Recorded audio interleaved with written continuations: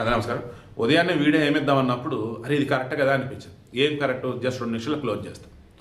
జననాయకన్ మామూలుగా story reveal చేయకపోతే ఎలా ఉండేది ఏంటో తెలియదు, కానీ స్టోరీ రివీల్ చేశాడు చిత్ర దర్శకుడు వినోద్. ఏమని? భగవంత్ కేసర్ సినిమా నుంచే ఈ సినిమాని మేము తీసుకున్నాం, రీమేక్ చేస్తాం, బట్ కొన్ని సీన్లు కొన్ని వరకే తీసుకున్నాం, మ్యాక్సిమం విజయ్కి తగ్గట్టుగా మార్పులు చేర్పులు చేసామన్నారు. అయితే సినిమా రిలీజ్ అయిన తర్వాత చూసిన వాళ్ళకి సంబంధించి సేమ్ ఆ సినిమాలో ఉంది, ఈ సినిమాలో ఉంది, కాకపోతే విజయ్ దగ్గర కొన్ని మార్పులు చెప్పి అంతే. తెలుగులోకి ఆల్మోస్ట్ ఇక ఏముందని ఇది అన్న ఫీలింగ్ వస్తుంది. ఇక తమిళనాడు రిమైనింగ్ చోట్ల అనుకున్నప్పుడు ఈ సినిమాకి సంబంధించి ఎప్పుడో మన సంక్రాంతి రిలీజ్ కావాలి.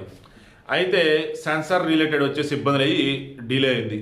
ఈలోపు ఎన్నికలు అండ్ అతను సినిమా ఎన్నికల మీద ప్రభావం చూపించింది చెప్పేసి అలా పేరు మరలా సెన్సార్ క్లియర్ చేసుకుంది, ఏ సర్టిఫికేట్ ఇచ్చారు, వచ్చింది. ఇందులో భాగంగా పూజా హెగ్డేకి సంబంధించి తెలుగులో కాజల్, ఇక్కడ వచ్చేసి పూజా హెగ్డే రిపోర్టర్గా, భగవంత్ మన విజయ్కి జోడీగా అన్నట్టు. బట్ ఆమె సీన్స్ యాక్చువల్ చాలా ఉన్నాయట, సినిమాని ఇంకా ట్రిమ్ చేయక తప్పదని చెప్పేసి చాలా వరకు పూజా హెగ్డే సీన్లు తీసేశారు. తెలుగులో కూడా అంతే, కాజల్ మీద కొన్ని సీన్లు ఉండాలి బట్ తీసేశారు, చిత్ర నిడివి పెరుగుతుందని. సో పూజా హెగ్డేకి సంబంధించి అంత లేదు. తర్వాత మమతా బేజునా ఆ అమ్మాయి తెలుగులో శ్రీలీల చేసింది. సో ఆమెకు సంబంధించినప్పుడు సేమ్ క్యారెక్టర్. జైలులో ఒక అతను పరిచయం అవుతాడు, దెన్ అతను చివరి కోరిక తన కూతురిని ఉంటారు ఆర్మీలో చేయించాలి, పెద్ద ఆఫీసుని చేయించాలని చెప్పేసి ఇక వచ్చి ఆమెకు అండగా ఉంటుంటాడు. ఇంతలో ఆమెను చంపాలని చెప్పేసి తనని చెప్తున్నాడు. బాబుడియోలో ఒక మాఫియా డాను ఆడు అనుకుంటాడు, వాడి నుంచి పాపను కాపాడాలి అండ్ పాపను తన కాలం నిలబడేలా చేయాలి. ఇంతే, good touch bad touch like అన్నీ ఉన్నాయి. సింపుల్ చెప్పేది ఏంటంటే ఈ సినిమా తమిళంలో విజయ్కి సంబంధించి లాస్ట్ సినిమా కాకూడదు, ఇంతకు మించిన బెస్ట్ సినిమా విజయ్ కావాలి, అప్పుడు అతని సినిమాలు గుడ్ బై చెప్పాలి. ఇంతే, నేనే చెప్పదలుచుకున్నా.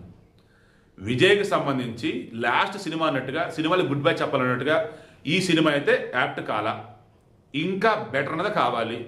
మేబీ నేను అన్నాను కదా, ముఖ్యమంత్రి ఉన్నప్పుడు తీస్తాడా, ముఖ్యమంత్రి పదవి పోయిన తర్వాత తీస్తాడో తెలియదు, కానీ మరలా విజయ్ సినిమాలు తీయటం ఖాయం. అండ్ ఈ సినిమా విజయ్కి తగ్గట్టుగా అయితే నాకు అనిపించలేదు, ఎందుకంటే ఆల్రెడీ తెలుగులో చూసాం కాబట్టి. మరి తమిళం వాళ్ళు వరల్డ్ వైడ్ ఉన్నటువంటి 8,000 థియేటర్లు అయితే ఇచ్చారట. వాళ్ళు ఏం చేస్తారంటే సాయంత్రం కలెక్షన్స్ పెట్టి లేదా రేపు కలెక్షన్స్ పెట్టి మాట్లాడుకుందాం. బట్ ఖచ్చితంగా విజయ్ ఫ్యాన్స్ అయితే ఎంజాయ్ చేసే సినిమాని, కానీ ఇది చివరి సినిమా అంటే మాత్రం వాళ్ళు కూడా తట్టుకోలేరు, ఇదైతే నిజం.